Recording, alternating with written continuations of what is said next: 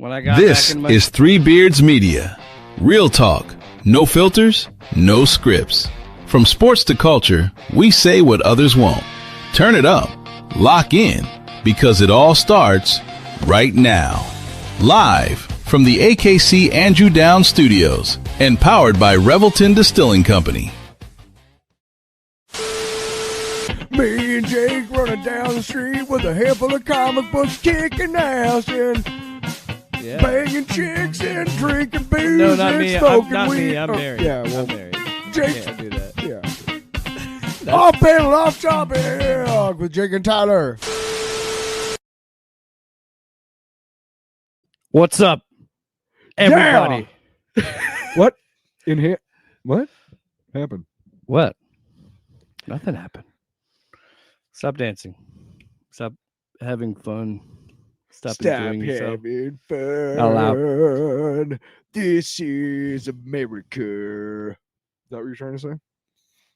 So anyway, welcome back to the show. 264. 3? Let me pull this up. 64. It says it on the studio that we're on 264. It is. I pulled up my notes because I wanted to make sure. Yeah, we got nothing to talk about tonight. I don't even know. Yeah, so I figured we would just kind of.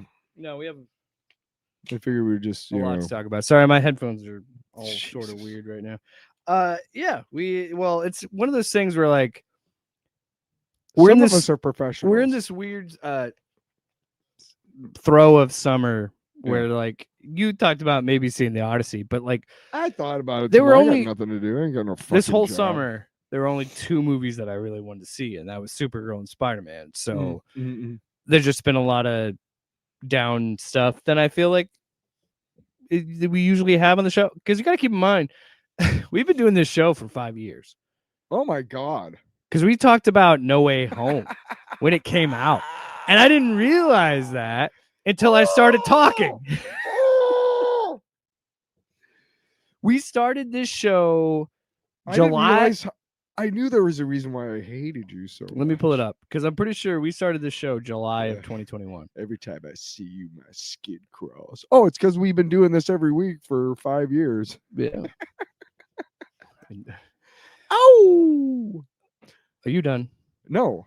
Done. Teen Wolf 2 starring Justin Bateman. So, Jason Bateman. Whatever. Justine is his sister. That's where I went. Yeah, because you were like Justin, and I'm like, it's Justine. Justine. It's who his was sister. on Family Ties. And Little House on the Prairie? Maybe. I think they briefly. both were. She appeared on Arrested Development. Yeah. Which character?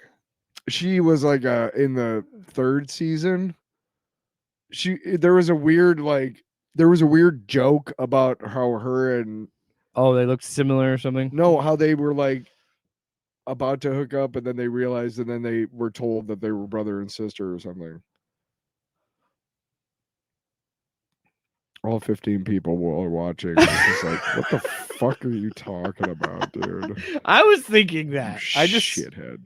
No, I remember very clearly, she is a auxiliary character. She's just on for a couple episodes, but she appears and she somehow like they meet at like a conference or something. They don't actually end up doing anything, but the point is that the joke is that in real life they're brother and sister, and in the show it's revealed that she's like a auxiliary Bloom, so they can't. I didn't have the thing set up. I'm so bad at this. I asked you. Yeah, it's fine. No, because I've been sitting here for 20 minutes.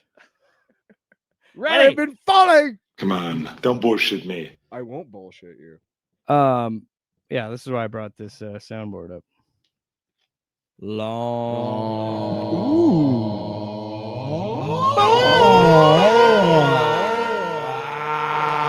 It's a long box. Lots to talk about.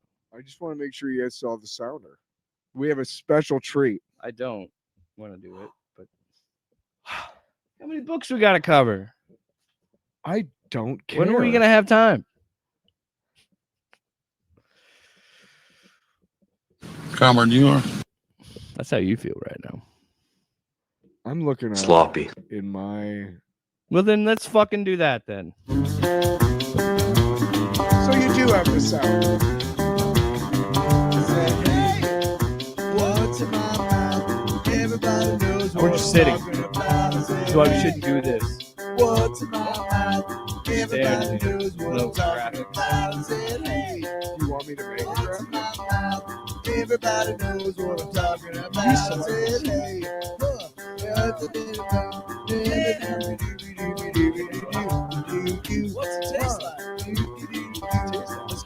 Salty or sweet? We don't know.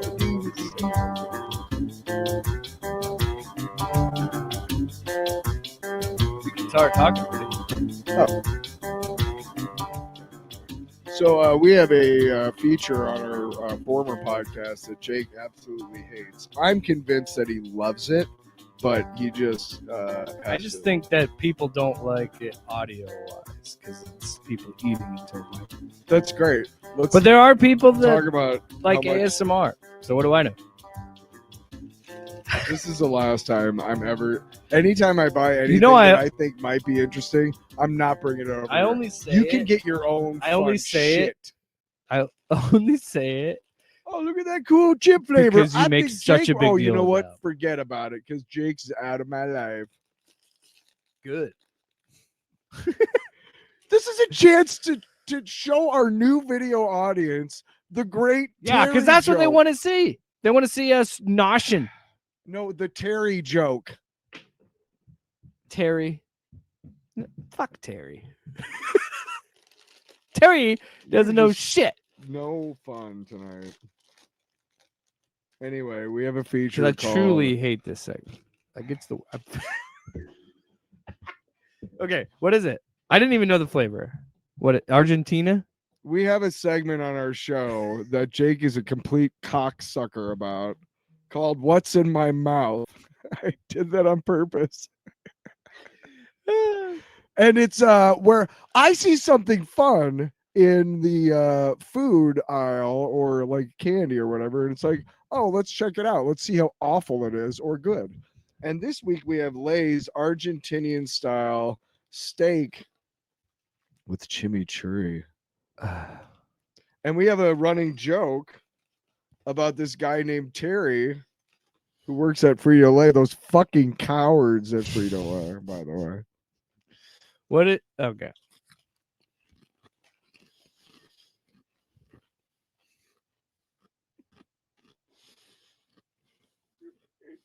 I don't even know what to make of this.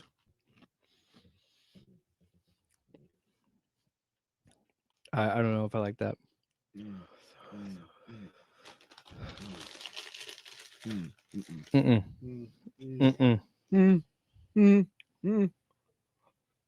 Nah. Not for me. I wish you didn't have to buy a whole bag. No fucking shit. You can maybe. It's kind of growing on me, but again, it's not something I would buy a bag of like this. I'm not like if they were a grab bag, fine, I'd eat that, no problem. It's just that's a lot. I was on a road trip the other day of sorts, and I had to grab something to eat quick, and the first thing I saw was Dorito nacho cheese flavored Jack Link's meat sticks, and I wanted to throw the fuck up. Why? They were disgusting. How could they be disgusting? I don't need a meat stick to be fucking flavored like a goddamn potato chip. Just First give of me all, some they're beef. overpriced. They're overpriced. Go ahead and pepper me up, but shit, man. You know, I'll take some teriyaki up on the shit, but I really thought you were gonna say, "Give me some teriyaki, man." You know, I'll eat your ass. Wow, it's violent. What? Long. Oh, wait. Time out. We didn't. That was not my rating. We didn't give it a rating. Wait, so, were you saying that I'll eat your ass? That was not my rating. Okay, because that's not mine either, dude. Yeah, that's what I was saying. One? What is the bad one?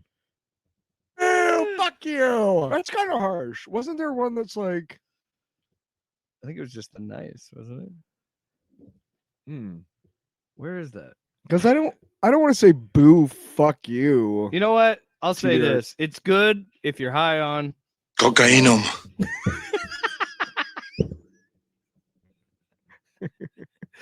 We are a couple of dorks. I liked how you just were like, wait. Yeah, because I realized if we're gonna do this, we gotta give a rating. If we're gonna do this long fucking thing, I don't half-ass it. Whole ass it. It's a long box. All right, ladies and germs, it's long box time. Ah! What is that for? Tone it down a notch. You're being a bit much. I started last week. Energetic. So you can start this week. Since I did last week. Oh, really? All right, so the long box for me motherfucker. What? I say it's your turn to start. And you start to open a drink when I want you to talk. I can take a drink really quick. I just thought it was a funny fucking moment. Live radio. I know how to take a quick drink, and usually you do it when the other person's talking. No, I'm not. I just thought it was funny. So I watch I saw something on TV or maybe on YouTube about the ultimate cut of Michael Mann's definitive thriller Manhunter, and I was like, oh, that's cool, because when I was a kid, right around the time Silence of the Lambs came out, which A+ movie, dude, A+ movie, but there was a movie done first. So the order of the books that they came out was Red Dragon, Silence of the Lambs, and then Hannibal. That's the way the books came out. Okay. I don't know why Michael Mann didn't call Manhunter Red Dragon, but I will say this, because I love the movie so much, when I finally tried to watch the Ray Fiennes version, I couldn't get 5 minutes into it before I was like, fuck this shit. Because here's what happened. They did Silence of the Lambs, and it fucking exploded, dude, right? Everybody forgot about Michael Mann's thing, and honestly, when it came out, it wasn't that big of a blip on the radar anyway. It's since become a cult classic, and I'll get to that and why, because it's a fucking dope-ass movie. It's one of the best fucking movies in the goddamn universe. Anyway, so here, Silence of the Lambs exploded, and then Hannibal came out and was such a big hit because of Silence of the Lambs, the book, that they raced it into production. It was an okay movie. It's a great cast. There's Juliette Lewis. No, Juliette Moore, the redhead. She plays Starling's character. Or I think either she plays Starling or she plays a brand new character, because Jodie Foster didn't want to come back for it. But Ray Liotta, Gary Oldman in a lot of makeup, and Anthony Hopkins, and they were like, okay, I can see all that, but then they were like, you know what, let's make Red Dragon with Anthony Hopkins. And it's like, why? Anthony Hopkins as Hannibal Lecter himself is not that prominent in the book Red Dragon. He is a part of it, yes, but really, I mean, except for Hannibal, the first two books, Hannibal is a side character. He doesn't really do a lot. In Silence of the Lambs, he escapes, and that's crazy. But anyway, the point is that I really like Silence of the Lambs, still undefeated. It's such a great movie. It's hard to find things wrong with that movie. Hannibal is okay.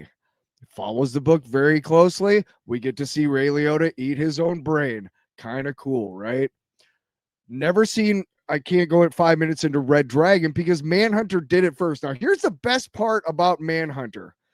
It's Dante Barodi, I believe, was the name of the director of photography, the DP for the movie. And Michael Mann is famous for Miami Vice, and he started when he was starting out. Art Deco is a architectural style that was popularized in Miami specifically, and Florida kind of generally, and works on Miami Vice. But then when they go to the killer's house and it's supposed to be on a rural route in Missouri, and you're like, I see a dock behind that house. The fuck? Is that a lagoon? What the? This is fucking Missouri. Dennis Farina's in this movie? Huh? I was looking up the cast for Manhunter. And Dennis fucking Farina. Dennis Farina. Is this dummy number 1? Put dummy number 2 on the phone. You motherfucker. You don't see the red dragon? Come on. Is that what he's like in this movie? Dennis Farina plays Jack Crawford. William Peterson is really, really good. I haven't seen him in much because I don't watch that CSI bullshit, but he's a really good actor. He does a really great job as Will Graham, who is Stephen Lang, really young Stephen Lang, which is interesting because he's developed a kind of acting style now that's kind of gruff old guy. Old guy, yeah. But when he was younger, he was just kind of a creepy douchebag. Most of the stuff you see in like the 80s and 90s that he was doing was kind of like the slimy, lackey type character. And he plays this National Enquirer type investigative reporter stuff. Yeah. Brian Cox, masterful as Hannibal Lecter. Here's the thing about the movie. It's not only got great action set pieces, but Tom Noonan, William Peterson, the lead. Ripped to Tom Noonan, didn't he? And Brian Cox, all three of those guys, the three leads, if you will, of the movie, are just great. They are at the top of their game. It's just a really good movie. It's a beautiful movie. There's a part where he sees Dr. Lecter because he's trying to get the scent back. Okay. He's trying to understand again what it was like to think like a serial killer, because that's how he catches him. Yeah. And he goes in and fucking Lecter sniffs him out right away, but he toys with him a little bit. I urge everybody to watch this movie just for that scene where he's like, do you know why you caught me, Will? Because or he says something like, you caught me because you think you're smarter than me. No, I know I'm not smarter than you, Dr. Lecter. Well, then why did you catch me? Because you had certain limitations, such as you're insane. Like, it's just like a back and forth, and you can tell he's not happy to be there. He does not want to be in that cell with Lecter because he knows he got cut really bad. Lecter attacked him, and he's the one who caught Lecter. Yeah. And so he's got history, and also he's got family. He's been gone out of the FBI. So it's just a really tense scene. He ends up giving him the file on the Tooth Fairy, which is the guy they're going after, Tom Noonan's character.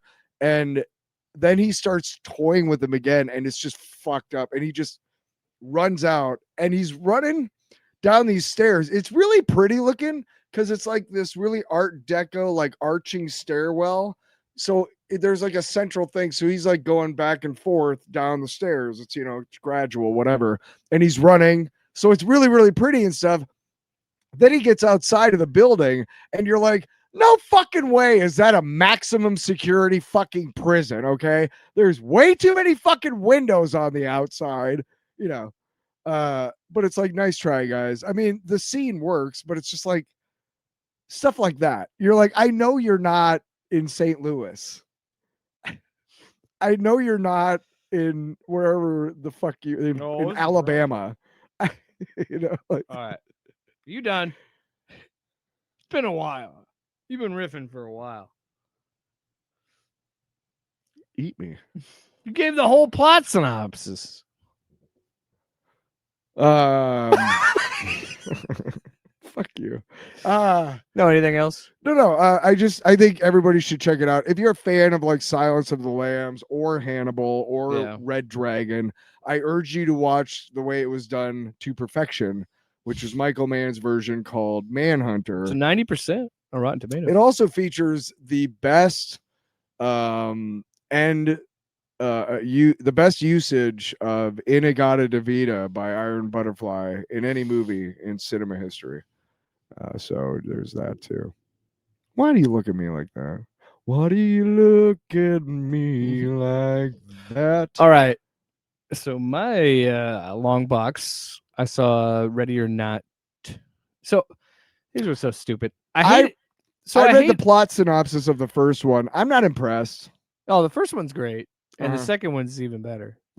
Because it takes 5 families. What it does that I like about with both these movies, but what I think makes my wife and I enjoy them is it's very much a horror comedy, and it's much more of a comedy. I mean, there are some violent, gory things in these movies, but it's still, like I've always said on the show, it's done in a tongue-in-cheek way. So the violence and the gore, like there are some fight scenes that get pretty grisly and like take advantage of the R rating, but a lot of the deaths are ridiculous and they're amazing. And again, I think it just kind of doubles down on what made that first movie really good. They did a really good job of making very unlikable characters, and by the time they meet their end, you're pretty happy with it because it's what a good horror movie does. Yeah, if you don't, pieces of shit. So people who haven't seen these, you should see them. They're great. But the first movie, Samara Weaving's character, she marries this guy in this rich family. Niece. Yeah. Sorry. But when she gets married, they're like, "Oh, you had to play a game. It's part of the marriage, and it's hide and seek." And they all try to kill her. Then in that movie, we find out they're shut up. Don't do this because you took forever. Fair. I'm gonna sit back over here. You do it, buddy. You got it. You know what? We're at 22. I wait at least 10 minutes. Let's go 30. I'm not gonna go that long, but maybe I will. I don't know. Fuck you. Maybe I will. Fuck you. This is my show. We're not doing 2 shows a week. I can do it. We only got the one. But yeah, and then you find the big reveal in that movie is they have the Satanists, and one of my favorite endings of a horror movie, because she survives. She has to just make it till dawn. She survives, and you're kind of like, well, what's gonna happen now? What's this? LaBelle is the dude who made the deal with the devil, and that's the name of the rich family in the first movie. Right. They all explode. Yeah. Like, bloody explosions. And I'm like, that's how you end a fucking horror movie. And then this one, her sister gets roped into it, and it does what sequels do, where it's like, okay, you could be a little vague in that first movie about this. They're just a rich family that's Satanist. That would never, ever happen. They're a rich family that kills people. That would never, ever happen. What? Yeah. Rich people create jobs, Jake. And healthy data centers. Anyway, so the second movie expands on that and introduces all these wealthy families that run the world. So the rich, preposterous. Yeah, the rich ruling class. I don't believe that there's 8 families. There's like that control everything. 5 families that run everything on the earth. That's silly. No.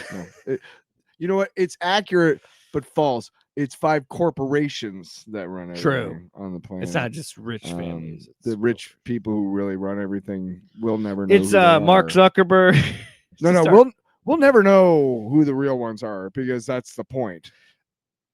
I mean, why would but this movie does a really good job, like I said, of that first movie of adding all these characters, making them all unlikable shitbags. So you can't help but root for the two of them. And I really think it's funny. And they even make fun of it in the movie itself because her character's name is Grace and her sister's name is Faith. And the one villain, he's like, Faith and Grace. And he goes, fucking Irish Catholics. That's what he's. And there's just, it is funny too, because of how deplorable these people are. They just like casual racism and things, you know, because they're evil rich people. And the so some of the rules of this make me laugh. So they're hunting her again and her sister, but they cannot hurt each other, even accidentally. Otherwise, they'll explode like they did in the first movie. And so in my head, I'm like, when is that going to happen? Because you know it is. But how she does it, it was really funny because this woman is trying to get her with a samurai sword, and all she does is like dodge her and swing her in the right way, and it just stabs this guy in the throat. And they all explode, and the best one is her, because it doesn't just kill the person, it kills their bloodline. So her son was in the other room, not even paying attention, about to eat a chip, and he's like, what? And he just, he just explodes. Oh, God. There's so many good kills in that movie. God, there was one other one I wanted to tell you about that I thought was amazing. The best gag of the movie, though, is that they all are terrible. And I'm thinking about it now, and I love how they did it, but like they can't hit the broadside of a fucking barn. None of them can hit properly. Also, they can only use weapons of the time that their family swore themselves to Satan. So one of them had like a flintlock fucking pistol. And it's just really funny because it was this guy, he has a sniper rifle, cannot hit shit with it. He just keeps missing. And then it made me be like, oh, that's an even better joke, because it's just saying like, hey guys, look, just because they're rich doesn't mean they're good at anything. In fact, they fucking suck. Yeah, and they only got there to work for a goddamn thing. Yeah, because mommy and daddy paid for it. You or they inherited a silver spoon up your ass. They inherited a generous loan of $1 million from their parents. Fuck off. Even fucking Bezos got it. No, Bezos. It's fucking, on what's his name? Microsoft dude. If you have Disney Plus or Hulu, you can watch it there. Gates is a sadist. Where can you watch Manhunter? I watched it on Roku for free. Ooh. And luckily, the first like 3 ad breaks like just didn't happen. That happens sometimes. It just like glitched. Well, like I watched Just Shoot Me, that show, that sitcom. Yeah. I watched that a lot, and News Radio. And because they're probably not watched a lot, I'm willing to bet that the ad people aren't like, make sure we get the ads, you know. There is something to that. I'm telling you. If you watch an older movie, and you have ads, you'll have like 3 ads. Yep. But like X-Men 97, but they're like 2.5 minutes. But X-Men 97, a 30-minute show, had like 4 when I watched it. I didn't have any ads. I don't think you have ads. I might have the. You have the. Is that why I'm broke every month? Because I bought it on a deal on like Black Friday. It was like $3, so I had to get the ad. Black Friday. That's the day that all the corporations in America go into get out of the red, which just goes to show you how the fuck are we putting up with these dumbass corporations who are in the red all the way up until the final quarter. You know what happened? You know what happened, Tyler? They sucked his brains out. You forgot I had that, didn't you? I did. It was beautiful. You ever hear of a blade job? Oh, yeah. I just love. Oh, yeah, right. A matter of fact. Let's hear. You know my favorite Jessies. Let's hear the Jessies. I think they're at the bottom. Did you see on the fucking Captain 3 Beards social media? It said, "Are you ready for pain? Are you ready for suffering?" Whose was it? On the 3 Beards social media. Are you ready for pain? Are you ready for suffering? No, but Tyler, I think we should load in an ad before we get to the news. And I was just gonna say, wow, maybe don't do that before the ads next time. But no, this is what I'm about to play before the ad. Stick around. In the heart of Des Moines, one name stands above the rest. Step inside, where tradition still matters. Warm, familiar, unmistakably Iowa, where every guest is welcomed like family. Service that's personal and never rushed. Fresh starts made daily. Iowa beef, hand-seasoned. Guided by fire, built on flavor. Served with pride. A bar as bold as the menu. Featuring the old-fashioned we're known for. A place that stays with you long after the night ends. Iowa Beef Steakhouse, 1201 East Euclid Avenue, Des Moines. Steak done right. Not every animal gets a fair shot, but that's exactly what Animal Lifeline of Iowa is here to change. Since 1986, they've been stepping in for the ones who need it most. Injured, abused, orphaned, and special needs cats and dogs across Iowa. This isn't just a shelter, it's a lifeline. As Central Iowa's only no-kill shelter dedicated to special needs animals, they provide life-saving care, rehabilitation, and the opportunity for every animal to find a forever home, no matter how long it takes. But here's the deal. They can only save as many lives as the community supports.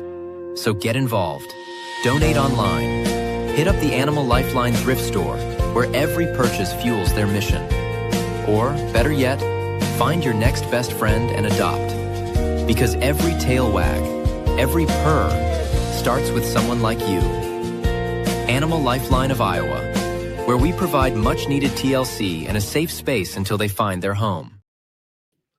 All right, we're back. Thank you, and thank you to Iowa Beef Steakhouse and Iowa Lifeline of Iowa for sponsoring Three Beards Media and allowing us to do our ridiculous nonsense. All right. Time for some news. It's time for the news, everybody. All right. What you heard? So we got some DC news. First State Line Hollywood. George Lucas. First bit of news. Tell me when to put the stuff up. It'll be we're gonna talk about some DC first. I know. So we got the first screen test, or like, you know how they do like some promotional thing when it's just a dude standing there. It was like a camera test, you know. That's what they did. It's just Robert Pattinson back in the suit, and they're like, "See, it's coming." But by the way, fuck you, Matt Reeves. Fuck you, DC. I'm sick of this shit. I thought things would be different with a new regime. But here we are. When we thought didn't we think at one point we would get the Batman Part 2 in 25? We thought we'd get it this year. We thought we'd get it in 2027. Fuck you, says DC. The Batman Part 2 has been delayed until February 18th, 2028. Well, I'll be dead by then, so just in case.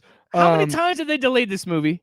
Just in case some shitty AI closed caption says whatever. I did not say we'll all be dead by then. I said, well, I'll be dead by then. Okay. Because I've seen some of them fucking AI fucking closed caption. And another thing. If we're being honest, I'm not really upset. I think most of the time with anything, with video games, with movies, whatever, a lot of the time delays are good because that's giving these people more time to do these things. And if that also, maybe they realize that the first version of it sucks. Or maybe they're trying to get more time for visual effects and stunts. And like, we don't know. I do think it's kind of crazy that we need more time to let Barry Keoghan. The Dune trilogy will have finished before we have gotten a second Batman movie from Matt Reeves. And Again, fucking crazy, by the way. And no, it's not the end of the saga, but thank you for, Yeah. Oh, did you see the fact that you got 3 movies? I mean, Lynch couldn't even survive 1. And did you see the they put so much into that they movie. made the subway trains into sandworms in New York to promote the movie? That's pretty crazy. It's kind of genius. It's pretty crazy. But there's just a quick hit on this. I'm not upset, really. I just think it's kind of crazy that it's 6 years in between movies, because even when Christopher Nolan was doing it, it was 3 years between Batman Begins and The Dark Knight, and then 4 years between The Dark Knight and The Dark Knight Rises. Yeah. So 6 years is kind of crazy, especially because this is the only thing he's working on. Yeah. Kind of crazy. But this is me as a Batman fan and a DC fan being optimistic. I think it's going to be fucking awesome either way. So I'm sacked You're sacked? I'm sacked, as the Gen Zers would say. Oh, God. All right. Do you have anything else you want to add to that? No, I just, yeah. I mean, 6 on my years radar, is kind of crazy, right? Huh? 6 years is kind of crazy. Right? It's ridiculous. It's like waiting for a new Tool album. Like, what the fuck? We dude? get that we sound entitled, but we love this shit. So we can't be. Dude, I remember. God, what? I can't remember which album it was, but it took forever. Chinese Democracy. No, fuck Guns N' Roses. No, Tool. I think it was Undertow, and then it took forever for the next album to come out. I thought, because they had a huge legal dispute with Zoo Records, who released their first 2, which was Opiate and Undertow. But they've had like 6 albums. So now we go from the Elseworlds. Dateline Hollywood, George Lucas. So we go from no. Oh. I got one quick thing before we get to that. Did you say we have like 9 comics? Oh my gosh, this will be quick too, because I want to hear you bitch and moan about James Gunn, or maybe I just hate myself and I love hearing you bitch and moan about James Gunn. Listen, Zolo Maradunya, if I mispronounced his name, I apologize. But the actor who played Blue Beetle will return. So Blue Beetle is going to be in. He was in. You didn't pronounce it right. I can't remember, but he was in Karate Kid, or he was in Cobra Kai, which is such a stupid series. But you watched?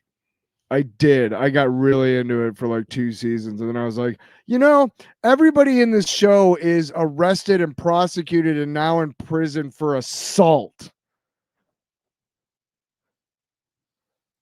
Really? Yes. The cops in that town are not right. just going to be like, oh, it's the Karate Kids fighting again. They're just being. So I think it's interesting. So I think Blue Beetle in this scenario, that was weird. Yeah, don't whistle. The stream went weird on this. Yeah. I think he's the first. Well, other than James Gunn stuff with like the Suicide Squad, I think he's the first character to cross over from the DCEU into the DCU, because it's the same guy. Correct. Yeah, because he's same character. Enough. He's young enough that you can. And it would make sense that Blue Beetle could work in this world, because that movie is so detached from everything else. Yeah. It's not like Shazam, where they're like, hey, let's throw in another character from Batman v Superman. Even I don't think Zachary Levi will probably come back. I hope he doesn't, because I don't know if you remember, but he's a piece of shit. Fuck shithead. Him. I don't think you made that's clear. I think that's interesting, though. I just wanted to bring that up because I have no idea what Man of Tomorrow is going to be. And I think there is some fair criticism about how Gunn is doing it. No. But I don't think beyond reproach. But Tyler, I don't think this is nearly as bad as how much they fucked it up with Batman v Superman. That was the easiest movie to make bank, and they found a way to fuck that up. So, to be quite honest, and you can have your disagreements with me, because squeaky voice. I didn't really care that much for Peacemaker season 2, but I enjoyed Superman, and I think in one movie he handled all of that shit, all those characters better than any of those fucking DCEU movies. All right? So shut up and enjoy the ride. Wow. This is just awful. I'm sorry. What the fuck did I do wrong?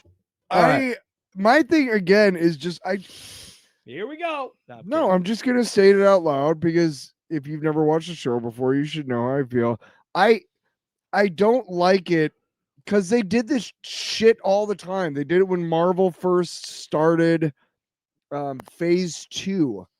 There was a point where there was a Armor Wars movie, Inhumans. It was a show movie. Then it became a movie, that Armor Wars thing. And then they canceled it. We've seen those fucking timelines in Hall H over and over for all these fuckers. And they're like, look. And it's like, why did you fucking greenlight that? Lanterns finally coming out. James Gunn, you come on board. I get that you're like, you know what? I'm not ready for the lanterns just yet. Let's just hold off on that and let's, build that or whatever. Maybe it was because there was supposed to be a Green Lantern show for 15 years now or some shit. It's been a long time, ever since the Snyder days. Well, it's the same thing as that Flash movie that came out a few years ago. That core plot outline has been in the zeitgeist for 10, 15 years.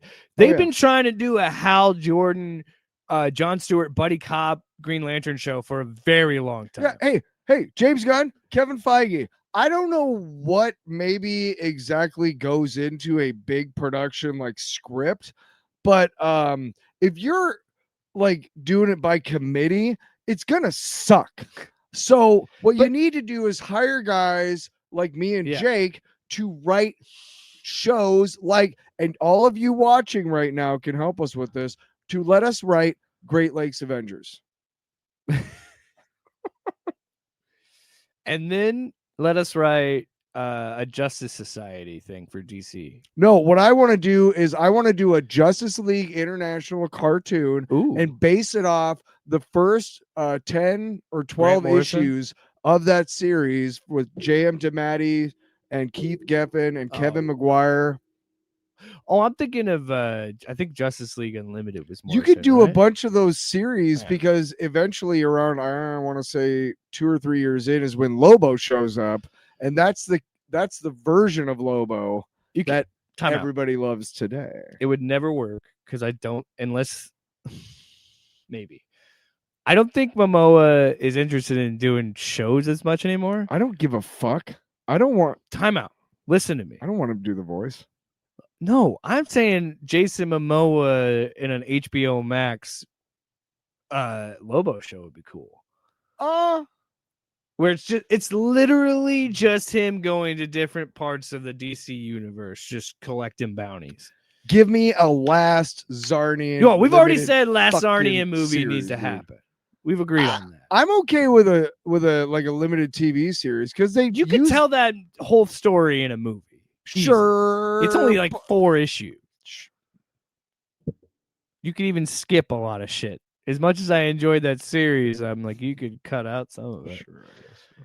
We're getting off topic. All right, last bit of news before we take another break. George Lucas. Dateline, George Lucas. Is it finally? Can I put it on the screen? Put the first one, please. This is from Variety. This is he did an interview for just tell me when to put it on the screen. Just put it up. Okay. Just do it. So yeah, George Lucas says AI is the future and we shouldn't So before we even get into this, I want to make it clear. I'm going to say some mean things about George Lucas. I wanted to be clear. I think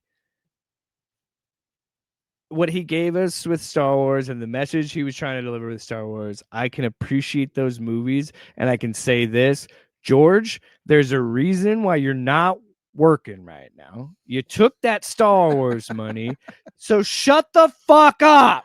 And so what you've done with that billions of dollars since you've been not in Star Wars was you must have joined the criminal wealthy elite of the world, and they indoctrinated you into the bullshit lie that what fuckhead old assholes like you believe and want is what any of the rest of us want. So none of us want what you want, George, because guess what? I don't have enough to buy 7 private islands, you fucking piece of shit. All right. I want to also make it clear. Bad about. No, I know. Oh, okay. I thought you were I saying... want to make it clear. You and I have said this on the show, but I want to reiterate because we've getting a lot of new people coming in lately, thanks to we're assholes. I mean, all of you watching. I think artificial intelligence has a place, and it could be a useful tool for certain things, but it does not belong in art. No, because you have quotes like this. This is the first quote, Tyler, that you can put up. Oh, George says in this same interview, we also pulled this from Variety, and they took it from an interview he did with a rabbit hole, I think, or something. Sounds like a real reputable publication. He says, and I quote, "You go to the movies." No, I'm not gonna do the voice. So this is why I'm telling George to shut the fuck up. Because you can't say stupid shit like Just this. do it like Kermit. Fuck it. Yeah. So you go to the movies. You go to the movies because the stories move you emotionally. Art is an emotional medium. That's spot 100% on, true. Spot on. So why would you advocate for AI, something that is only prompts and only can give you the prompts that you relate to it without any thought or emotion because it's a fucking robot? You should know. You wrote a lot about him, which also makes me think maybe he doesn't. I don't know.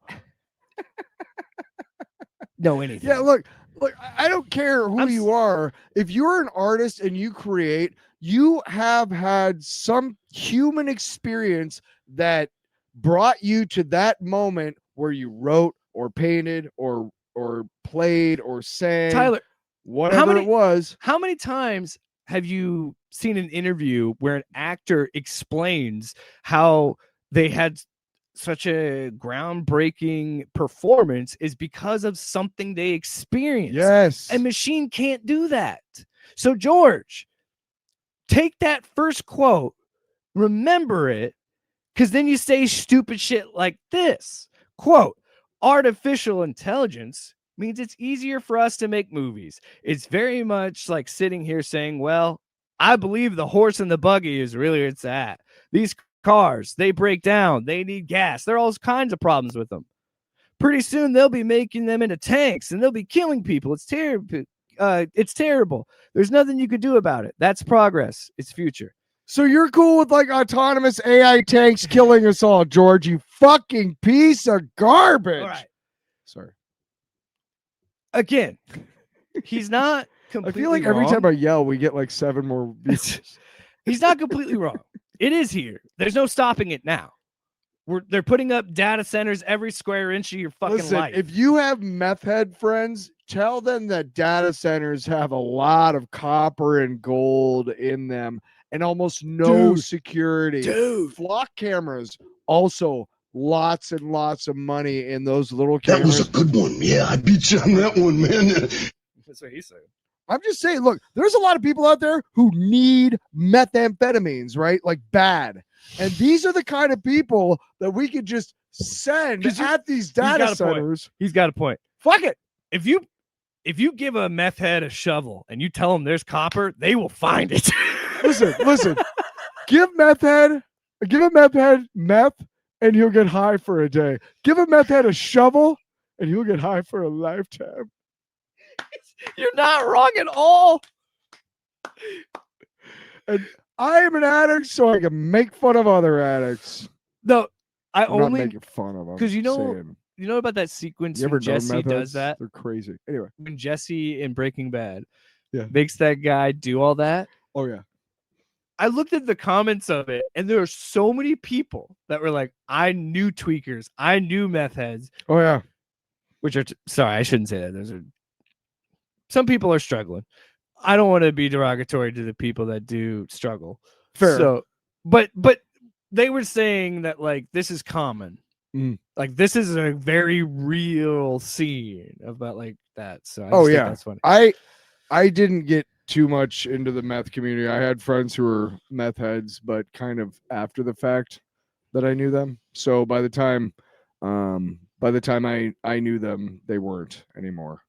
But that being said, there are like people that listen. I will say this: I've been sober for 11 years this month, and it is possible.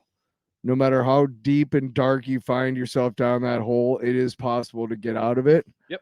And I know what you're thinking is that there's I can't ever come back from how I behaved while I was addicted and stealing and treating people like shit. All the people that you feel like you wronged, that guilt that's keeping you using, all those people want you to get better. And they'll be there when you're better. They will forgive you. Well, most of them. I mean, some people. Well, I mean, unless you did something like truly Sure. I mean, I'm talking about people who like rob TVs and shit from their mom. Again, you know, I just think this is tone deaf because it's fucking take away the whole idea that that a machine can't. He literally says, but not even tanks. But it's for me, it's like more so of George, that's taking away people's jobs. Yeah. It's going to make it easier, but go on Instagram or Threads or whatever and look at all these shitty ass fucking AI videos that some loser in their basement made and thought it looked really cool. And it doesn't because it doesn't understand blocking. It doesn't understand how things like how people should move and all this other shit. I wanted to put this back on because he's saying like these cars, they break down, they need gas. There's all kinds of problems. He's calling you a Luddite. What I'm telling you is that if any sort of technological advancement wants to take all of my water and my land and make my planet an uninhabitable hellish wasteland, because trees, large groves of trees, I don't know if you know science, but that lowers areas temperature like naturally. Get rid of all those trees for data centers. You mean it's been like the hottest summer on record every summer the last 3 or 4 years? Yeah, data centers, you fucking piece. ChatGPT, is that true? All right. Before we get to X-Men 97. Stick around. Oh, yeah. Let's get some ads. Let's do that. Whiskey lovers, get ready for the ultimate experience at Whiskey Fest 2026. From exclusive tastings and live music to unforgettable networking and premium pours, this is the can't-miss whiskey event of the year. Kick things off Thursday, October 1st with the Women in Whiskey Dinner at River Center DSM. Then Friday night, October 2nd, enjoy the VIP whiskey tasting event at the Meridian in West Des Moines. The celebration wraps up Saturday, October 3rd with the whiskey tasting main event featuring incredible brands, bold flavors, VIP early entry, and more. To top it off, Old Man Strength will be broadcasting live Friday night from the VIP event. Raise your glass and join the experience at Whiskey Fest 2026. Buying or selling a home is one of the biggest decisions you'll ever make.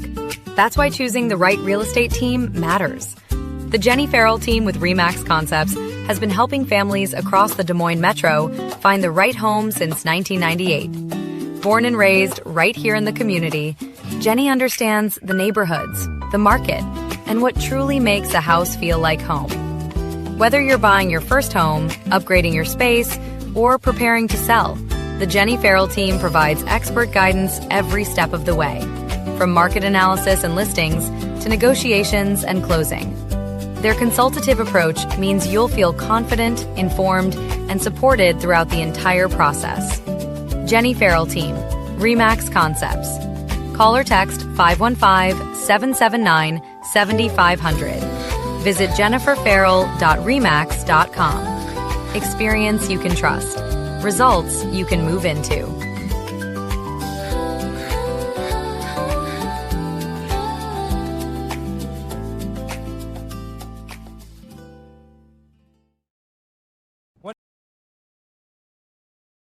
What happens when Iowa grain meets world-class craftsmanship?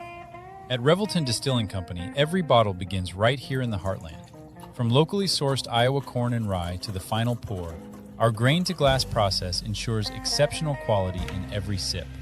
Whether you're enjoying our award-winning mulberry gin, smooth honey whiskey, or rich whiskey and cream liqueur, you're tasting the best of Iowa in every bottle.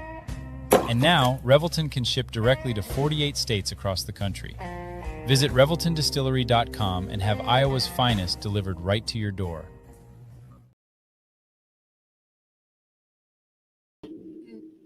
And we are back. Bump the microphone.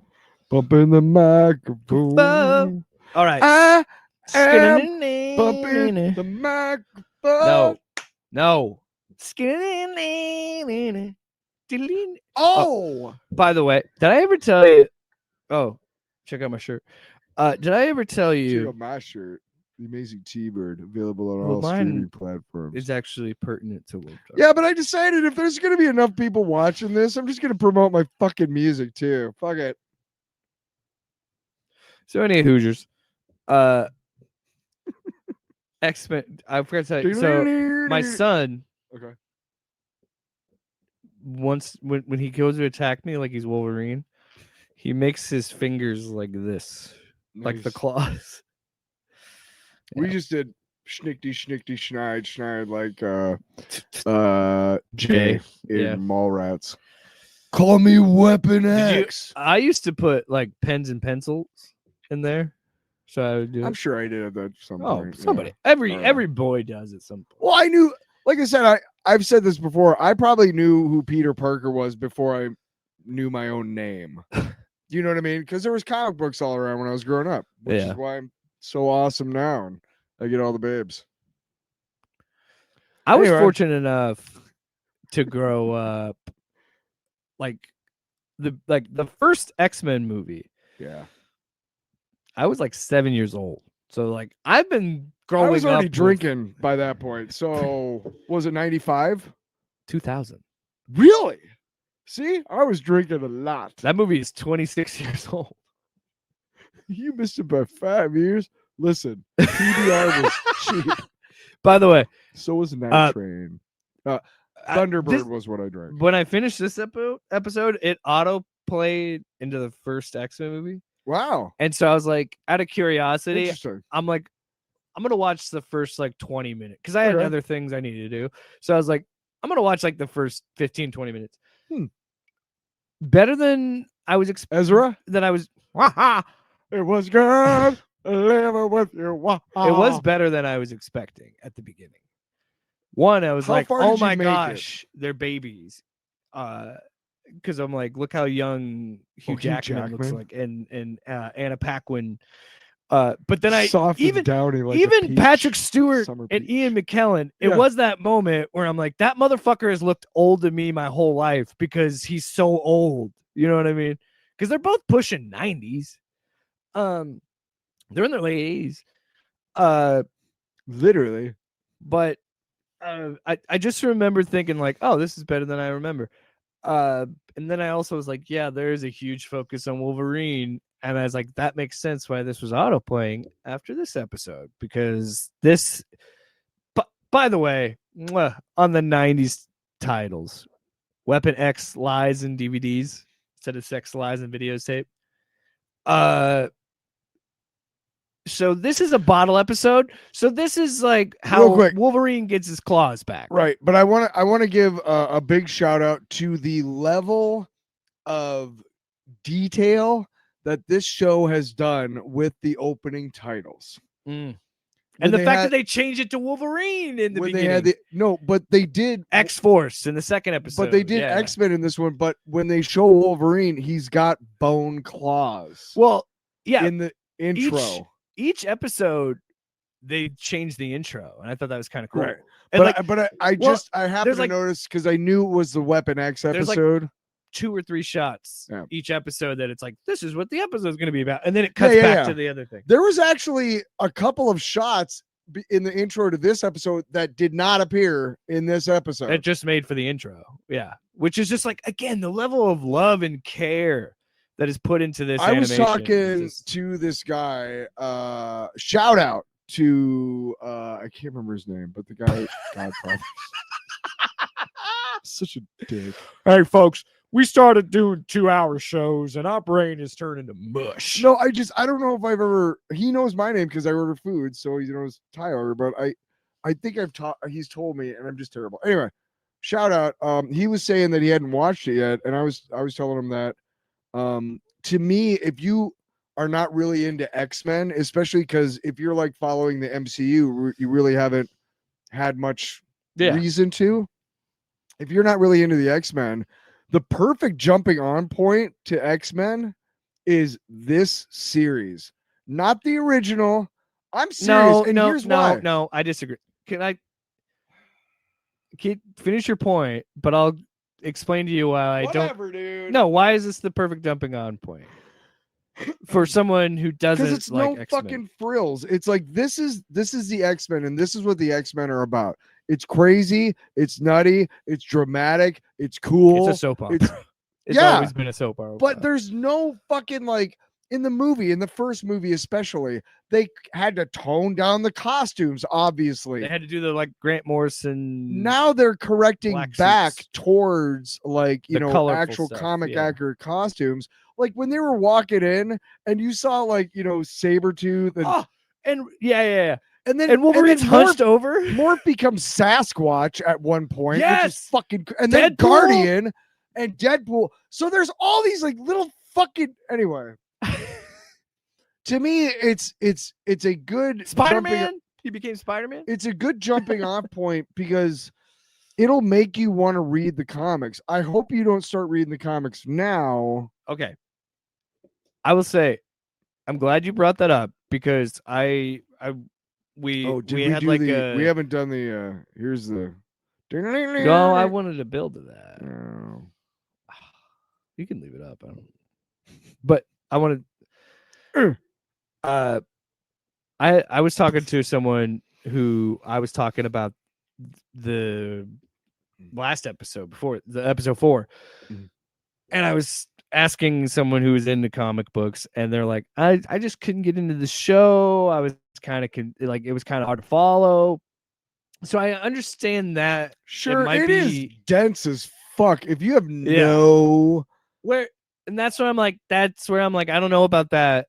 I hope it does do what you said because it did for me. Like this show made me more interested in the X-Men. I was never a huge X-Men reader. I mean, I watched the movies growing up. Yeah. But I was never a big X-Men reader. So this show did make me care more about the X-Men. Here's what I'll say. I grew up, I'm not going to say a golden age because I hate it when people are like, this is when it was really good. But here's the real advantage that I had. I started reading seriously X-Men comics probably like it was right after Paul Smith left or right around when Paul Smith was drawing it, and that led into John Romita Jr. and him and Chris Claremont, they worked it for a long time. And then Mark Silvestri came on. That's when the Australian Outback stuff was. But here's the thing. Right around 85, Marvel started putting out this book called Classic X-Men. And what happened is, if you know anything about the publication history of X-Men, it started with the Jack Kirby, Stan Lee stuff with the original 5. And, it went for a while. And then the sales like tanked. So they stopped making originals and just made it reprints like quarterly for a while until I think 1973 or I don't know, 70s. And that's when Claremont didn't come on. It was Dave Cockrum, and I can't remember the writer.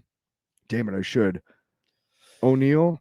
But they came on, and that was the giant size X-Men. That was Wolverine, Colossus, Storm, and that whole thing. Yeah. And led into the Phoenix saga, which is one of the seminal, storylines. They made 2 fucking movies about it. I know, and they were both terrible. But here, the advantage I have, I'm reading these brand new X-Men books with, Nimrod the Sentinel and the Mutant Massacre and Inferno, the crossover, all these fucking great new books. And at the same time, every month, I get to read one of the original reprints of like the Cockrum stories or the John Byrne Claremont stories.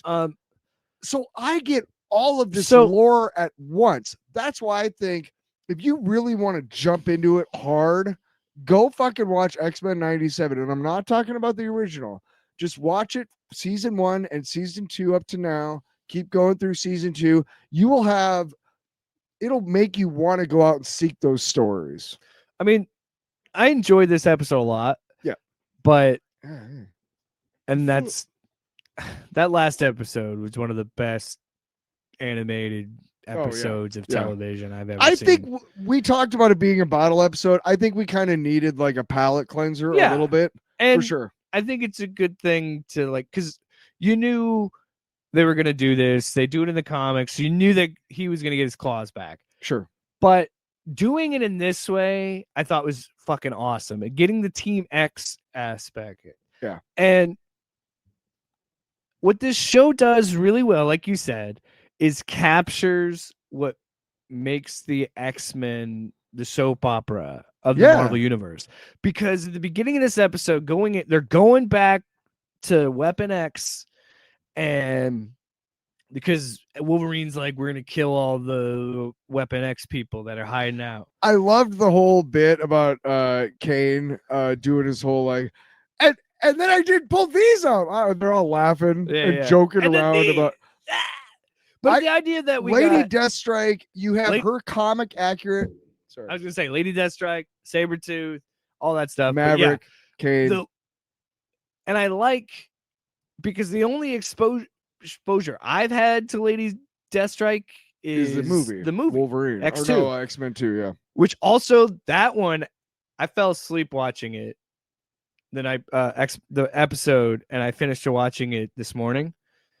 So when I fell asleep last night, fucking X2 auto played, and on that one I was like, that makes sense because of the. But X2 is still a really good movie. Leading Brian into Cox. This, Morph second. Morph is Cox like reference. Yeah. What are we doing here, really, Logan? We're not really. And he's like, don't fucking worry. You didn't have to come. You didn't have to come, Beb. Spit it out, Beb. Yeah, you got something to say. But I love the voice actor, but it's so grubbly. Well, for me, rubbly, like the dude from McDonald's. Again, I didn't grow up with the original show, so I've only known Frank Welker as Wolverine. So it's really hard for me to hear Cal. Is it Cal Dodd? I'll say this: the guy who does the voice in X-Men 97 is pretty close. It's the same guy in the original show. Oh, why did you say Frank Welker? Because Frank Welker has always done it in the video games. And I thought you were talking about the original X-Men animated show. Well, and the more recent X-Men cartoons has been Frank Welker. So I've only known Frank Welker. Is what I was trying to say. If you'd pay attention. Well, Frank Welker is a fucking legendary. He was Starscream. Yeah, he's a great voice actor. It's fucking great. Anyway, Cobra Commander too. The performances again are fantastic. Yeah. But how it's a soap opera because of Morph's relationship with Wolverine is very much a soap opera. Also, it made me laugh on Reddit. Some people were like, "Wait, does Morph want to hook up with Wolverine?" And I'm like, "Did you guys not watch the first season?" Also, why do you give a fuck? It's mentioned in the first episode and in the last episode of the first season when Wolverine is recovering, he turns into Jean and says, "I love you," and cries. Like, Morph is into Wolverine, but Wolverine might not be into him. And Wait a second. Are you telling me that Morph is pansexual? You mean the character that could turn into anybody is gender fluid? What? What? What? No way. So they get to the facility and things aren't what they seem. So we find out that instead of putting adamantium into people like did Logan, they're going to put it into an alien race. And it's the motherfucking Brood. This is why, again, I say it every episode, Tyler. Every episode. Stop it. Every episode. They continue to pull things from the Marvel Universe into this show and make it make sense. And even there's some direct images from the comics in this episode. Like the Wolverine Brood. Yeah. Oh, when he's like sitting there in the dark. And it's just his eyes?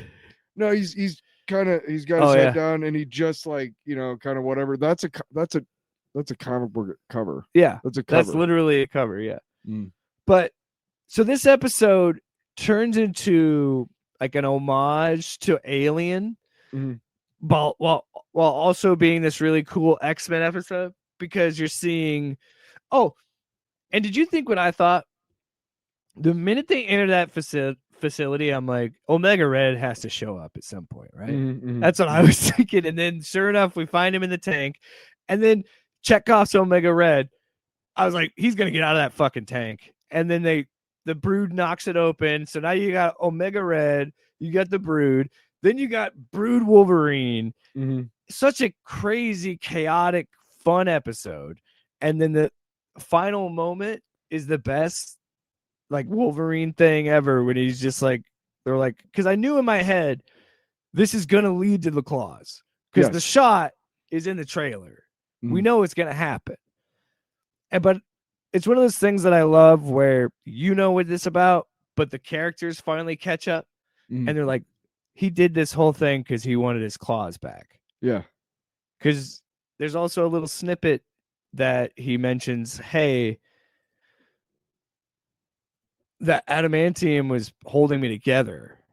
Like he's talking about how that was keeping him together. So then when we go to the moment where it's like, well, the Brood can't survive the adamantium, but he can. So put him in the adamantium tank and give him his claws back, I guess, Yeah.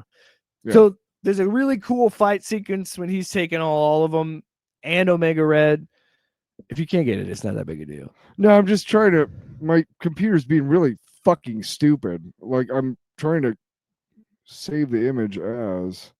Well, anyway, so he gets his claws back. And then he has that moment where he finally pops the adamantium claws and he says, I'm back, baby. And I'm like, ugh. And then he proceeds to just slice all the Brood.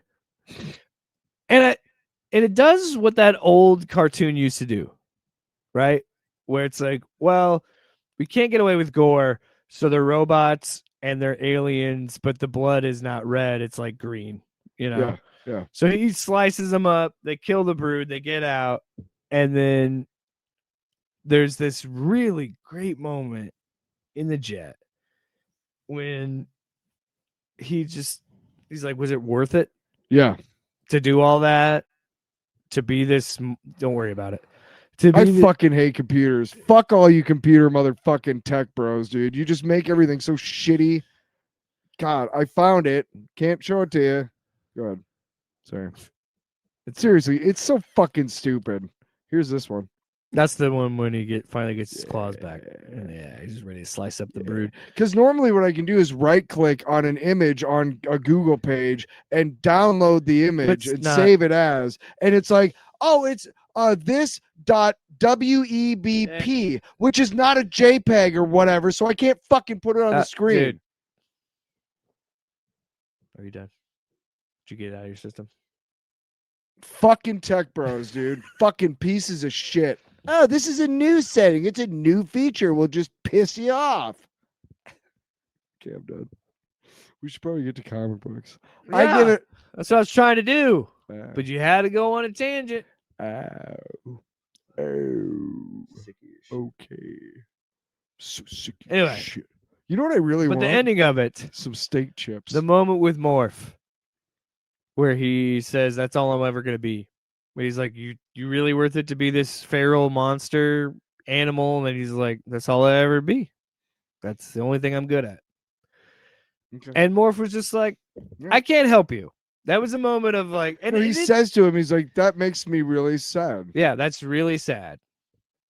And then just walks away because it's like, we've all been there. There's been moments when there's someone that you love, and no matter how hard you try to get them to see, how awesome that you see them and how great that they are to you, it just won't work.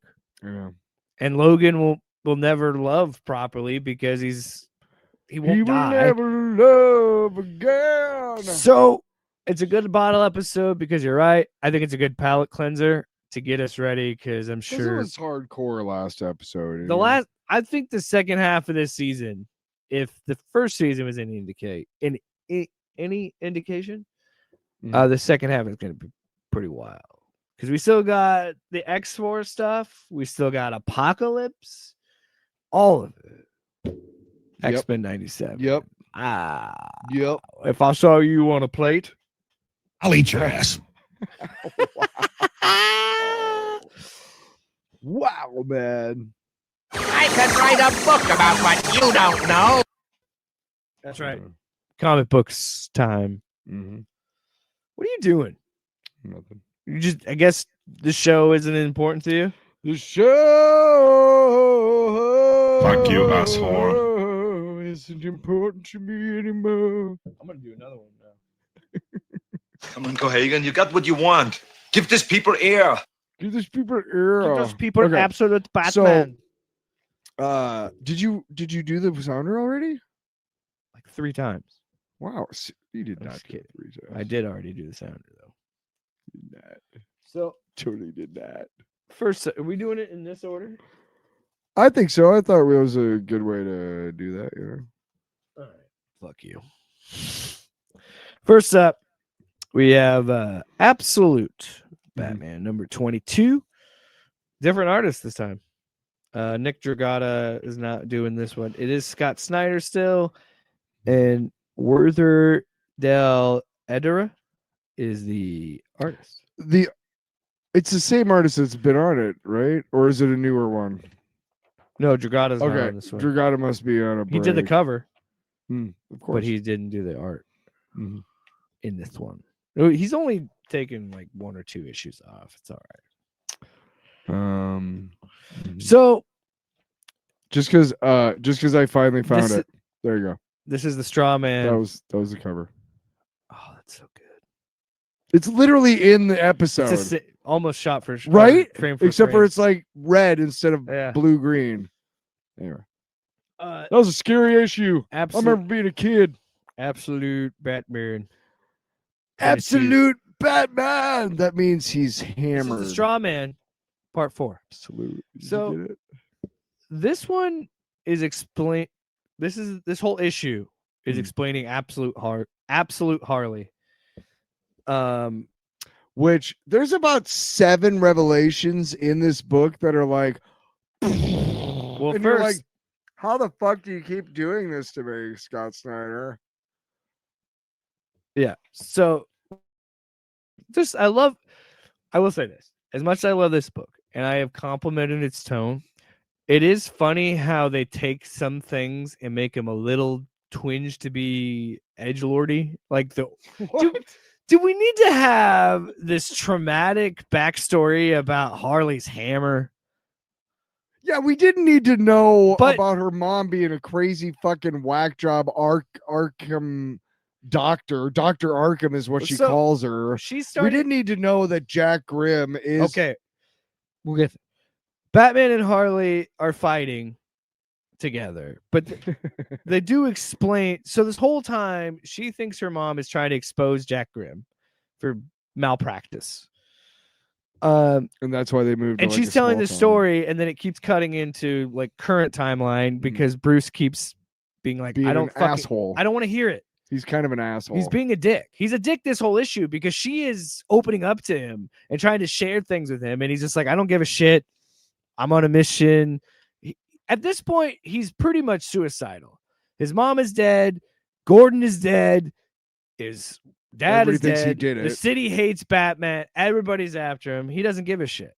But she's trying to say, things aren't what they seem. Wake up. Yeah. So she's getting older. She goes down to the basement. Harley does of her mom's. Finally. There's always she always hears things in the basement. Now she finds. So she goes down and she finds this just blob thing in the basement. Mm-hmm. And she's calling for her mom. And I love the onomatopoeias. Croc, blorg, splorb. And then out pops. Oh, yeah. Calendar Man. So Calendar Man is a new Calendar Man is essentially growing out of a husk every year on his birthday. Scott Snyder, what a genius. I fucking love how you take all of these, I mean, obviously it's tragic how it happened, but how Two-Face, how Penguin, how Riddler, how all of these guys become these things rather than you're right. What? I should never doubt him because every turn that I have questioned his decisions in this series, he has turned it wrong, made it prove that I was wrong. Yeah. The logo is stupid. I hate it. It's an axe. Shit. That's cool. What's his Batmobile? Oh, he turned an elevator shaft into a tank. Fuck. That's cool. So wait, Bane's the size of a kaiju? Fuck, that's cool. You dropped a whole building on him? Building on him? Fuck, that's cool. God damn it, Scott. So I'm sitting here this is really stupid that Bruce's friends become there is Rogues Gallery, it's Cobblepot, blah, blah, blah. And then I was like, wait a minute, dumbass, it's a baked in reason to hate him. And then here we go with this thing too. Calendar Man keeps growing out of a fucking husk. Here's the thing about Bruce is that he actually made it worse. There was there was a point where fucking Waylon was bringing his friends back, and I can't remember a couple issues or whatever, but Bruce doesn't show up when he's supposed to. He gave up because Bruce gave up right when they were about to come back. Yes. And that says something about how you should react to other people. So, and we'll get to the thing of this because they're fighting, and eventually Bruce just says, "You don't know anything about my fucking story," and snaps her hammer. Which is Harley's a cool hammer. It's a hammer, cool hammer, dude. It's not cool. Is important to her because that's what her mom gave her when she was a kid to fight off these monsters. Well, so the traumatic backstory behind the hammer, I was making a joke about it. It makes sense in this story. I mean, it was a toy when she was a kid. She made this thing. Yes, but obviously she did that because of her childhood trauma. She made her whole thing a hammer. I like that the Harley Quinn's hammer, that really dumb one from the comics, was just a toy, and then the one she has. Yes, I love that real too. Life application. Well, I don't know about real life. I don't know science. But anyway, he snaps her hammer and she just goes, "You broke it." Well, fuck you. And she's like, "We're not working with this guy anymore." But this is my point. And he's like, "Why not?" What? This is what Scott Snyder has done so well with this series, because you made a good point too, and I was talking about it before the show. His whole Rogues Gallery situation, he fucked that up. Yeah. His situation with his mom, not responding to her. Now she's dead.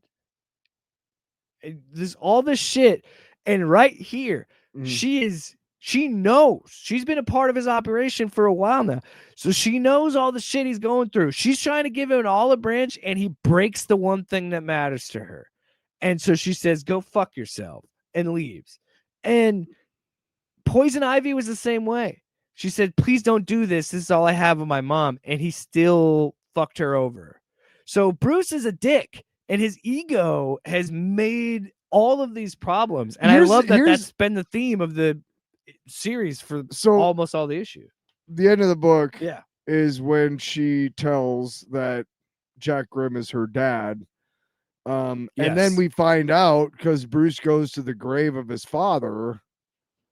He digs up the coffin. There's no body. but there's a cell phone. Good. I'm glad I don't have to leave a message. And Thomas fucking Wayne is still alive. Here's what I wanted to say. Oh, yeah. Here's what I wanted to say. The Batman, the absolute Batman that we got in the Wonder Woman crossover, I really liked him. I was like, cool. He works with people. He understands that he doesn't always have the right answer. He's actually like opening up to the idea of magic and shit, right? Ever since then, he's been a fucking dick. Yeah, but that Batman was different because he had Gordon, he had his mom, guess, he had I guess, whatever. You know what I mean? I don't know if knowing his dad is alive will bring him back to that, but I'm not doubting. I've said it. I'm not going to doubt it. And I think what you're feeling is what Scott Snyder wants you to feel. Whatever. Because I Fuck think you, by the Scott. end of it, you're going to be like rooting for Bruce. We're going to root. Important here. He says the lines that Harley said to him when she was a kid, when she said, even if it's true, it's not true. Oh, yeah. Even if it's true, it's not true. He repeats that after he sees the phone call. And because she's saying this is how you have to understand the straw man, is what she keeps trying to say the whole issue. I give it an A. A+. Love this book. Tyler. Let's talk about what pop music. I could write a book about what you don't know. So fucking funky, dude. Dun, dun, dun, dun, dun, dun, So, dun. Mortal Thor. Number 12. Al Ewing. Jesus Saiz, I believe. Al Ewing.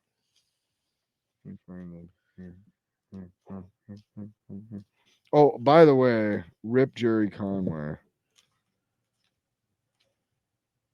Because he died. Rip Jerry Conway. Yeah. Al Ewing, Jesus Saiz, artist Matt Mila, color artist. But Jerry Conway invented the Punisher. So, Let me tell you something, Jerry. Oh, damn it. What? Those fucking ads. That's why you That's don't what use. it was. That's why you don't had use the free. Because fucking. I said, let me tell you something, Jerry. Because imagine Frank Castle and Seinfeld. So he shows up with his skull. There's a war out there.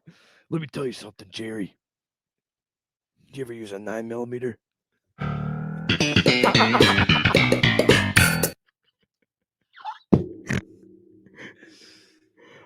It was a gun jam. How do you think Frank would do in the bat?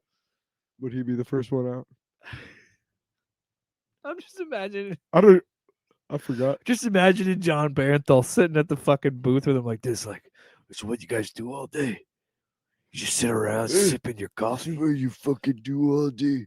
Talk about cookies. Let me tell you something, And Jerry. Spongeworthy. Okay. Spongeworthy. I'm Spongeworthy. You guys support your team. Elaine, you know I'm Spongeworthy. I also don't know why my John Barenthal slips into Steven Seagal sometimes. Listen here. I'm the Punisher. Steven Seagal sucks. You know who? Yeah, because he loves Vladimir Putin, as you call He him. just sucks, dude. He just sucks. You know what, Steven? It's your fault. It's your fault. Be mad at yourself. You're the asshole who became an asshole. The Mortal Thor. Mortal Thor. Number 12. So we start off with. No. I got Boddicker in. So we start off with apparently Donald Blake at some point he got banished to like this thing, like this other world where he can just live out his life. And Jormungandr, the World Serpent Jormungandr shows up right there. Yeah, you're not in the mic. And he's like, "Hey, motherfucker, I want to take you." And he's like, "But this is my dream." And He's dreaming the whole time. right. Thor was told that Blake had eaten all that Jormungandr was, and the worm's power had mixed with the Odin power that remained in Blake from his creation. But basically when he ate the serpent, he became the serpent. So where did Donald Blake's Blake's soul go? Well, he reveals to Sigurd throughout this thing. He keeps being like, you ever stop to think and wonder why you made a hammer with a tether, why all this stuff is happening? Yeah. As familiar as the name Donald Blake, nothing but a man. That is all I am. Oh, hang on. Sorry. Yeah. I skipped a page. Skipped a page. Stick it together. What are you saying? What do you mean? Can't you guess your dreams were right, Sigurd? You're not the reincarnation of the god Thor, in case you ever thought you were. You're the reincarnation of Donald Blake, a human soul crafted by the king of gods. No. Odds blood, Sigurd. You really thought you weren't special? Yeah, what a crazy reveal. So I love that. I've been waiting. Well, no, that's the thing. This motherfucker had this planned out so long. Like, this is issue 12. This was a whole year of build. Dude, this fucking picture of Jormungandr just coming out of the husk. Christ. It's like, so then he's like, well, some things cannot be fought by mortal men. Yet in the face of the soul's doom, the courage of Thor is in him still to dare the impossible. He can feel Jormungandr's toxic breath at his back, feel himself sliding down the serpent's gullet. And then he is free. Free to fall to his death? Not today. Not today. But then Loki the cops show up. And Odin intervene. And the cops show up. But at the end, right? But at the end, we see. I love the whole thing. Chris and Odin and the Loki. Yeah. But when he shows up at the end, and they're like, "What do you mean? I don't see anything." And he's like, "Oh yeah, you wouldn't." Oh yeah. And hits the thing to pierce the veil, and they finally see Jormungandr. Basically. And they're like, what the fuck? So before we move on to the next comic book, I give it an A+. A+. Because that is how you wrap up a year of a story. Rolling up that long of a thing and keeping me interested that long, and finally telling me that, you know what? I know you think I'm going to tell you he's Thor. He's still not Thor. I'm like, well, fuck. But the fact that it's Donald Blake is such a cool idea. Because again, it's taking kind of a silly idea, let's be real, that Thor would have an alter ego. Like the whole Donald Blake thing. But then taking that and making it interesting and tying it back into this. And we'll find out what's going on with Asgard in the next issue. I don't know how long this is going to go. There is no doubt in my mind that at some point we're going to get Thor back. He's coming back. Here's what I got to say before we move on to any other fucking comic books. Right now, I was thinking we would skip one of these. Which I'm cool skipping this one for now. Because I feel like you want to do that one. All right. We can do this one. We'll finish with that one. That's fine. We'll just do this one. I want to do Clayface. Oh my God. We're doing this on the show. Could have had an ad break. Anyway, right now Marvel's got We'll finish with this. Yeah. Okay. Because I like that. You want to do another one? Armageddon. Avengers Armageddon. They've got all GNX. like 3 different X-Men things coming up. They still have the Queen in Black shit going on. And somehow the Infernal Hulk, I know you say it's in the Green Door realm, whatever, but it sure is not any indication that it is. Marvel, you got about 7 fucking world-shattering, earth-shattering, status quo shattering, whoa, like, right? Well, you got these going on all at the same time. Tyler, how? You said the Fantastic Four and stuff. Like, there's an event. We got the Avengers Armageddon, right? But remember, there's DNX, where the X-Men and the Fantastic Four have a crossover, right? The only thing, you have too many fucking plates in the air, Marvel, right now. And the only thing that's been consistent is that everybody has forgotten Thor, because Asgard is not connected to the 9 realms right now. Doctor Strange. So that's why I'm reading Doctor Strange. That's why I'm reading Mortal Thor. I want to see how Thor comes back. Huh? I need to catch up on Doctor Strange. I'm reading it mainly because I really feel like that book is going to have something to do with him coming with Thor coming back. You can do 1 or 2 books. God damn, I want to eat those fucking Argentinian steak chips. You want to just wrap it up with this book? Or do We you can't. I'm good with that. You got to work tomorrow. Yeah. But yeah. All right. Last book of the night. Sometimes we get too long-winded about stuff. Pepperidge Farm remembers. I'll be quite honest. I don't remember what Catwoman stuff. I'd have to. Oh, yeah, I do. I could write a book about what you don't know. You could, because you were just like, what did I remember about that? All right. What Clayface. did I remember? Celebrity Dirt, number 1. So clearly this is DC being like, we got a Clayface movie coming out. We have to explain why this isn't the traditional Clayface, because he's not.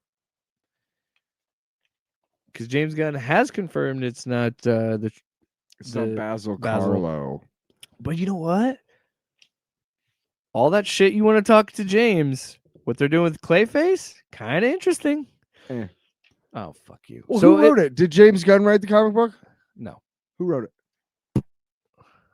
I'm just saying, you're all like, hey, James, well, I don't think you wrote it. I'm saying this is, I don't know for sure. I could probably look at that up, but I'm Or pretty you sure saying is it a tie into the movie? Like a tie into the movie, yeah. Right. I don't know how that works. Do you think the movie maker Jude Ellison Doyle? Oh, jeez, Jude Ellison S. Doyle is the writer. Fran Galan is the artist and cover artist. Awesome. I'm saying, like, I don't know, like, does the movie maker have really any input on how the comic adaptation or whatever is done? You know what I mean? Like, does James Gunn go into DC's offices and goes, hey, this is what I want to get the I don't get what I'm think saying? Yeah, I don't think so because of the all-in right absolute stuff. So, but obviously Warner Brothers is like, hey, we got a Clayface movie coming up. Just like with all the Doom stuff with Doomsday this year. We've talked about this. They did a bunch of Thanos stuff when Infinity War came out. Mm-hmm. Yeah, so it's synergy. They did a whole. They made that whole new Supergirl. Give credit to James Gunn for this really good book because I don't wanna. Is what I'm trying to get to say. So anyway, the book opens with an actor. This is really good. They're getting their wig ready. It's Lorna, this beautiful actress, and then they say it was a meltdown. That's what they would call it because she literally is clay, made of clay. So she melted. I love his prison. Yes, I love this. So his prison is just a giant cube. Yeah, that he is so hot that he can't solidify himself in any way. So yes, just they keep it at a high enough temperature, which is one of his weaknesses, which is the way Batman has defeated him many times. You could also freeze him because he's clay. Extreme temperatures, not just hot and cold, hot and sticky.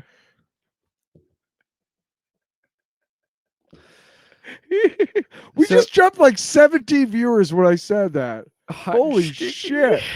Hot and sticky. Clayface. He's hot and sticky. Yeah. So he's being interrogated in his prison. Yes. And he says, I am not Basil. Small. I am not small. I'll never be small. Mm-hmm.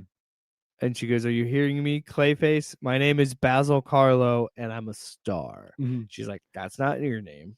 It's a he, is it? Yeah, it's a he. You're not looking at the fucking book. He says, no, you're not. And he's like, you got to hear me out, Doc. I'm reformed, I swear. Mm-hmm. And it keeps being like, no, my mental health, it's all better now. I can go. He's also saying this while the doctor's being like, but you're not Basil Carlo. So that's not your name. Fun fact about Clayface in the comic books, there's been like 1 billion of them. DC, what they started to do to get around the continuity thing was at a certain point before the Crisis on Infinite Earths, they had like Superman 1 and like Superman 2, or like Flash 1 and Flash 2. So they had like Barry Allen and Wally West. But obviously the two Supermen, the Superman 1 was part of the All-Star Squad back in the 30s on a different Earth, right? Superman 2 was the current Superman. So instead of being like, hey, let's just fudge the time a little bit, like Marvel's pretty much done, they were like, no, let's just make a second, like, there's 5 Huntresses. So he says, there's the 6 Clayfaces. The doctor mentions here one of 8 Clayfaces we know about. This one among his most genuinely horrendous crimes is he likes to impersonate actors. He goes, I'm not Clayface. I'm the Clayface that is an actor. Do a DNA test. He's like, you would give me fake DNA results. So I couldn't trust it. And he's like, the 8 of you are basically the same person as far as biology is concerned. He's like, I'm not sure that's true, is what Clayface is. And he says, like, honestly, I'm not either.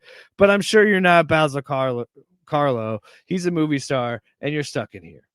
So he manages to finally get free and slams his way out and goops his way out and impersonates the prison guards. Right. What I was going to say is this issue serves as a really good opening to,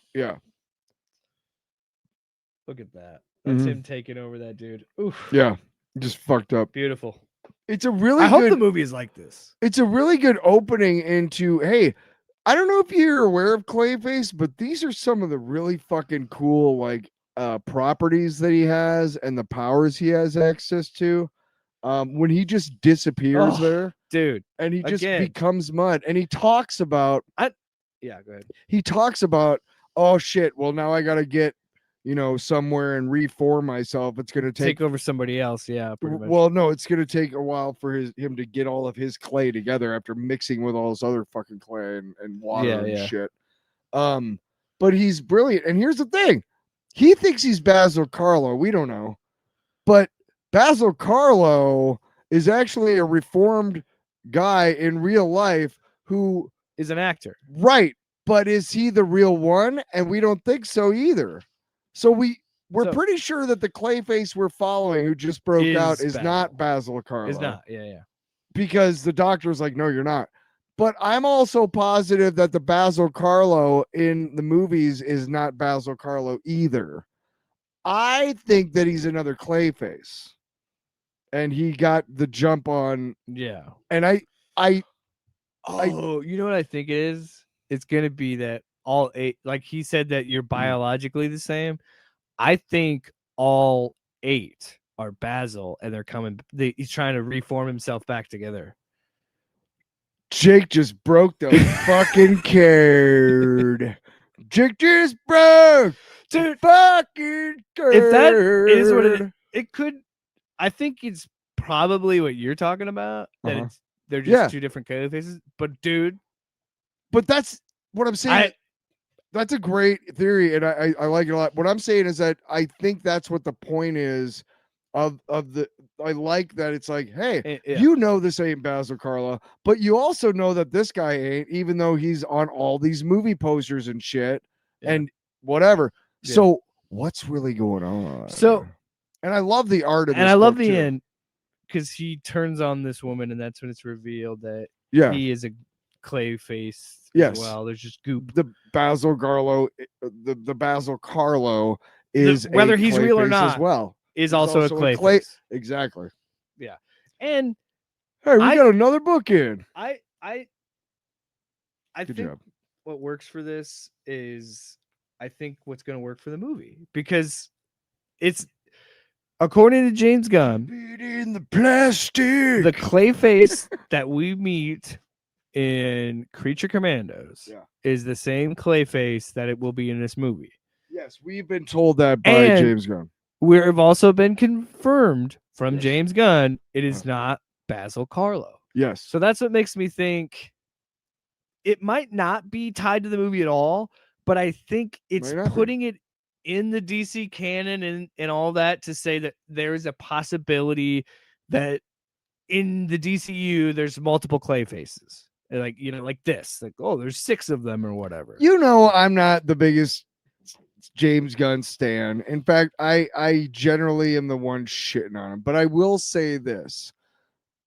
Reading this book was the best thing that I could have done to get excited about the Clayface movie and the character itself, because despite the fact that it was really stupid what they did, the fact that there's 8 Clayfaces, the fact that his properties are the way they are, I don't know what the movie's going to be like. I have high hopes for it, but I'm starting to understand why it's just such a dumb Gods and Monsters. No, but it's just he's still such a D-list character, dude. Clayface? Yes. That's I the don't thing. care how if Supergirl flopping does make me worry about that, because that could flop. Sure, but this book has gone a long way towards convincing me why. Also, it's a Halloween release. Like, it's going to be October 23rd. It's a horror movie. It'll get the horror movie crowd because I think it's going to be so detached from every other thing in the DCU right now. I mean, do you want to wrap it up? Yeah, we could wrap it up. No, I'm with you. I came out of that feeling the same way, where I was like, I enjoyed that more than I expect. I'm different than you though, and that's been documented on the show. You can see we're different people. Hey, that's a dude. This I'm a dude. No, what I was gonna say was I genuinely seem to like more horror stuff. So yeah, because you're a sociopath, like everybody who likes horror movies. That's what my wife says. She's like, the world is scary enough. Thank you. I don't need to go watch a fucking movie. All I gotta do is turn on the fan down. You know what? Let me tell you something, Jerry. You like to make your living being a ha-ha funny man? The world ain't funny, Jerry.